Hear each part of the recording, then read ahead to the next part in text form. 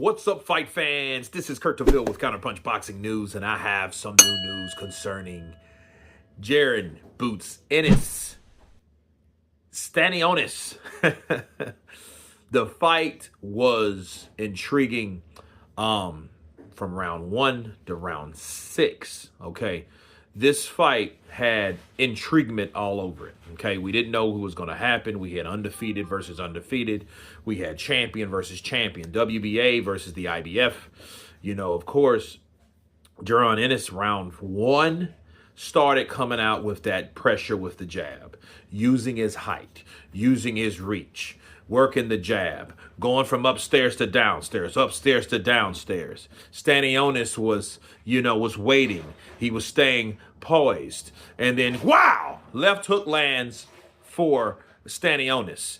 And then it was a chin check for Jaron Ennis. Chin checked out okay. Okay, that's one thing that we have to give the Philadelphia fighter for. He had a chin, okay? But that did not stop his onslaught. Round 1 advantage, Ennis. Round 2, more of the same. Jab, jab, right hand, left hook. Then he moved and changed into southpaw, Jaron Ennis did. Then he started with the jab from that stance. Then he started working the right hook to the body, okay? So when he started throwing the right hook to the body, he systematically was putting these combinations together, working the body. Stanionis then landed a right hand, okay, in the second round. So his punch power was still there, but the output was not, okay. Round 3. Then the hook, the punches to the body, the constant jab to the body, the jab upstairs, the left hook to the body, the right hook to the body. Then comes the uppercuts. So he started throwing those uppercuts in there. Now, the uppercuts started to open up the bloody nose of Stanionis. Round 4. Okay, Stanionis opened up for a while and catches Ennis with a hard left hook.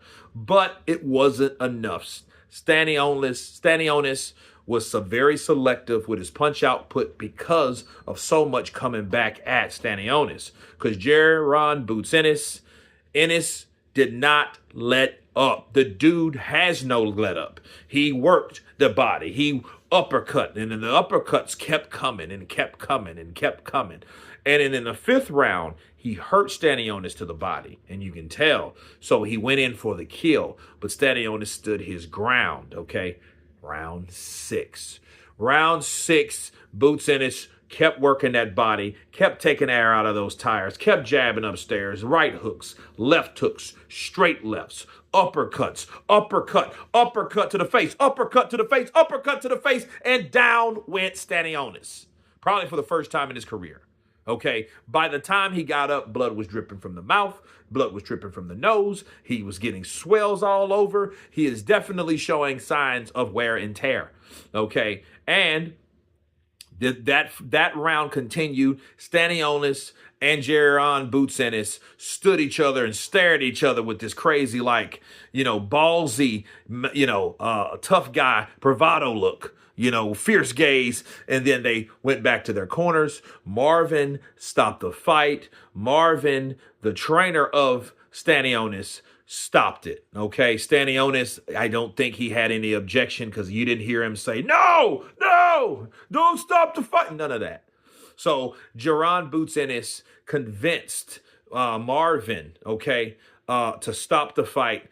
And Marvin convinced Stanionis to stop the fight, and I don't think he needed much convincing. So I was disappointed by Stanionis. I thought that, he was going to do more. I thought he was going to show more. I thought, I knew why he couldn't, because the equation was Boots Ennis was taller, Stanionis was shorter. Stanionis had to be closer to Boots. Boots did not have to be closer in order to land punches and be successful at landing punches. He was throwing them for any angle he wanted to, and he threw hooks, he threw lefts, went to the body.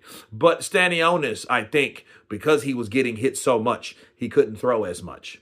And I think he should have just let his hands go. And I think if he would have let his hands go, Marvin probably would have kept that fight going. But since I think that he wasn't doing what was instructed of him to do, I think Marvin stopped it in 6 and gave him a break. because after that, I don't think it was, going to be any better for Stanionis after that, because he had already got beat down by submission with rapid fire uppercuts. Those uppercuts were coming, and Jaron Boots Ennis, he's more of a style bender, like a Terrence Crawford, so he can catch you with punches and angles that will hurt more than the normal fixed or straight up and down fighter. Okay, so and it looked like Jaron Boots Ennis was just getting warmed up. So yeah, it might have been a good stoppage, but still, I would rather see Stanionis go out on his shield than go out in the corner, So, yeah, I was disappointed in Stanionis for that reason. I know he tried, and it was difficult with someone that was throwing that many punches, that tall, that rangy. I think it's 72-inch reach compared to 68, so he had him a bit. But still, Boots gets full credit for this win. Great win for him. Eddie Hearn talked him up, saying he should be one of the pound for pound. He did fight an undefeated fighter. He did fight a champion. So, maybe it's debatable discussing him being pound for pound. Me personally, I want Jaron to go to 154, because you got a lot of monsters over there. Mataliev and Fondora, and you got Jermel. Remember him? We haven't seen him since the Canelo fight, but he's still there. You got Tim Zhu, you got Keith Thurman, you got a lot of these guys that are there in that weight class. Victor Ortiz, you have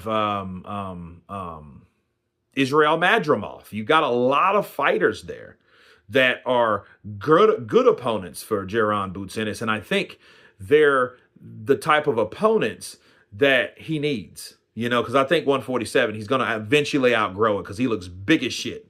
And I don't know how much he weighed on the day, because, I don't think they weighed him.